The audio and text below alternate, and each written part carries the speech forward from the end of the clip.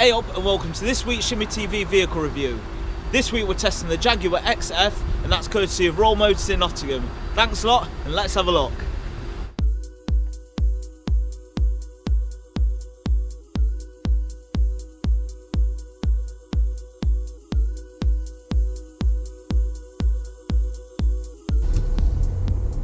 So the Jaguar XFR that I'm driving today is the 2-litre diesel.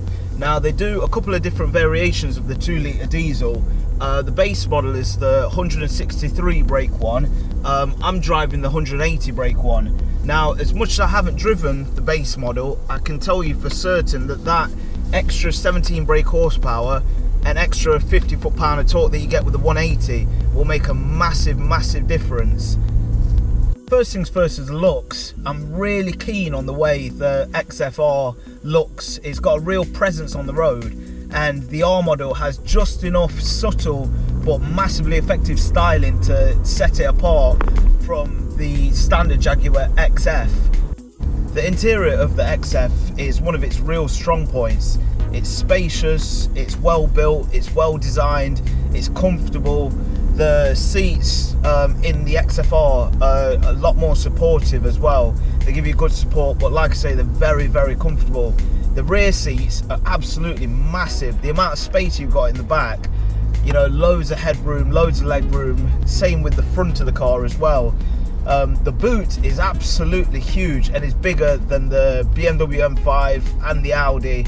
It's absolutely massive. You could fit about 5 of me in there.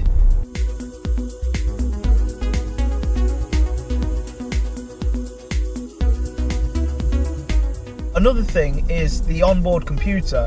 It's controlled by a touchscreen display in the center console, and it's really easy to use. I'm really impressed with the onboard computer and how quickly I managed to kind of like navigate my way around it without much fuss. And then you obviously got your usual controls on your steering wheel with your cruise control and all the rest of that. But yeah, the interior of the XF is pretty awesome. So the 180 2-litre diesel engine is a great little power plant. It's not, you know, it's not got masses of power. It's never gonna, you know, nail a lot of things off the line, but it's got plenty of power there for when you need it. Coupled with the 8-speed gearbox as well, which is pretty much seamless.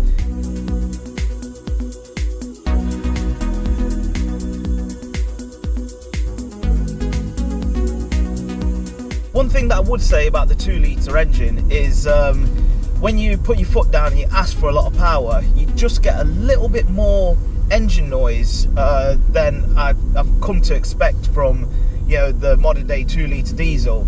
It's nothing that would ever by any means put me off buying the Jaguar XFR.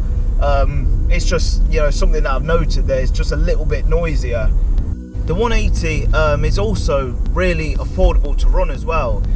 Miles per gallon, it's doing about 56 miles to the gallon combined, but it's also only £140 a year to tax it as well, so it's actually really affordable to run. If you're anything like me and you run things right down till they're on fumes, then the petrol gauge in the XF is going to be a real benefit to you.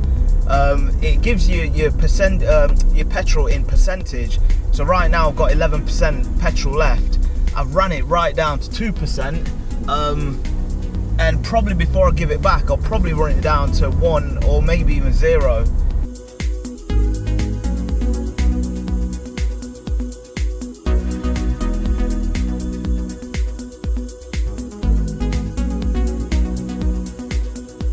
One thing that has shocked me about the XFR is the handling.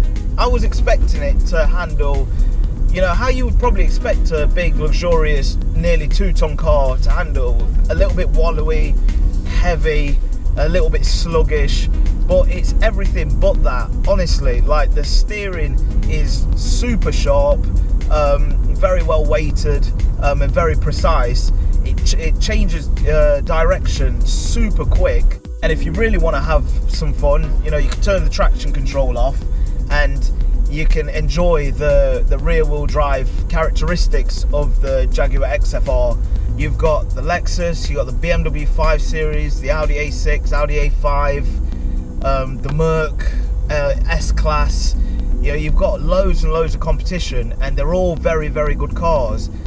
Personally, after, you know, living with this for a little while, I'd put the Jag quite high, you know, right up at the top of the list. So the Jaguar XF 180 is priced at about 37 or 38 grand. Now the base model is 35 grand, and if it was me buying the car, I'd definitely, for the extra couple of grand or a little bit more on the monthly payments, I'd go for the 180 over the 160.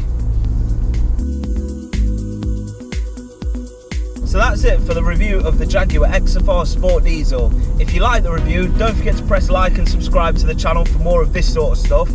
Huge thanks to our sponsor, Treadmark Wheels and Tyres. If it's punctures, tyres, alloys, refurbs, honestly, they're the absolute best in the East Midlands, if not in the whole of the country. Also, huge thanks to Raw Motors for supplying us with the XFR to do the review on. If you want to check out what an XFR is like yourselves, give Alistair at Raw Motors a shout, and they do some absolutely wicked deals on long-term leasing, short-term leasing, you know, day hire, all those sort of things, and they've got a fleet of cars. So yeah, give them a shout, and thank you very much for watching, and we'll see you next time. Cheers, bye.